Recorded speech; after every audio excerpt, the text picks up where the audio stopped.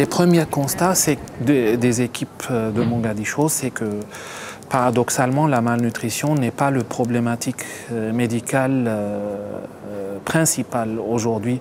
Il y en a d'autres priorités médicales comme la prise en charge des cas de choléra, la prise en charge des cas de rougeole, la vaccination pour la rougeole. Autre problématique, c'est l'accès à l'eau. Donc on doit organiser aussi l'acheminement de l'eau potable à ces populations-là.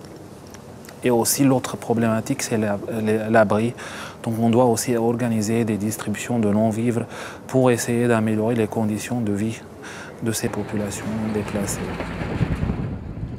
Les mouvements de réfugiés somaliens vers le camp de Liben à la frontière avec l'Éthiopie, plus de 20 000 personnes sont arrivées en juillet, portant à environ 118 000 le nombre de réfugiés présents dans ce vaste ensemble de camps.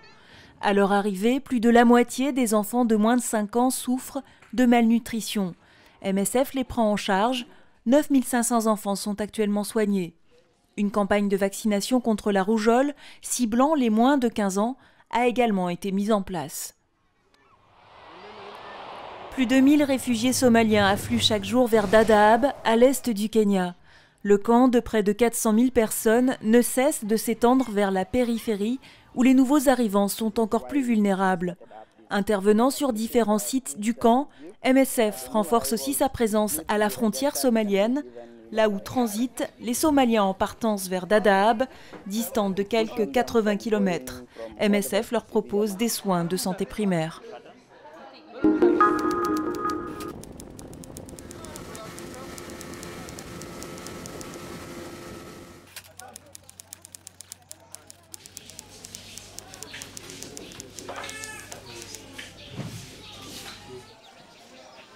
À Boyélé, petit village du nord-est du Congo, le centre de santé voit affluer de nombreux enfants touchés par le paludisme.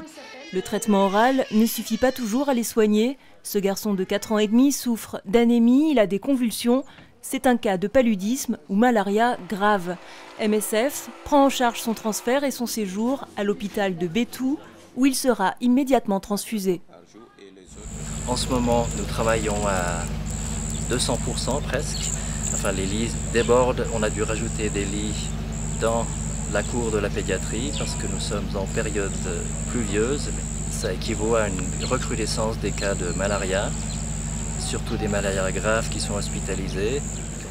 Au service pédiatrie, plus de 3/4 des enfants ont un paludisme grave. Dans la salle d'attente, les patients sont soumis à un test rapide pour détecter le paludisme. Plus de la moitié se révèlent positifs.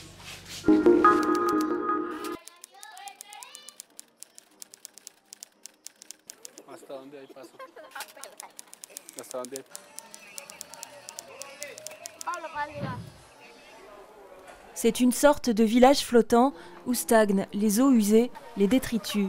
À Miramar, les habitants n'ont qu'un seul point d'eau pour se ravitailler.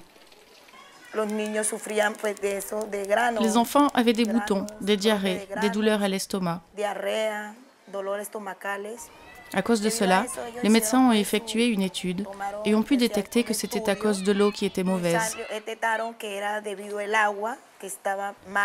Donc ils ont commencé à travailler sur le projet d'assainissement de l'eau. Pour desservir la population en eau propre, MSF doit élaborer un nouveau réseau. Il s'agit en premier lieu de consolider les pontons devenus impraticables et dangereux. À ce nouveau support, durable, sont ensuite fixées de nouvelles canalisations. L'originalité de ce projet, c'est sa méthode. MSF associe les populations aux travaux et les forme aux techniques de maintenance du réseau. Désormais, tous les habitants de Miramar ont un réservoir personnel d'eau potable. 2 autres quartiers de Buenaventura ont pu bénéficier du même projet.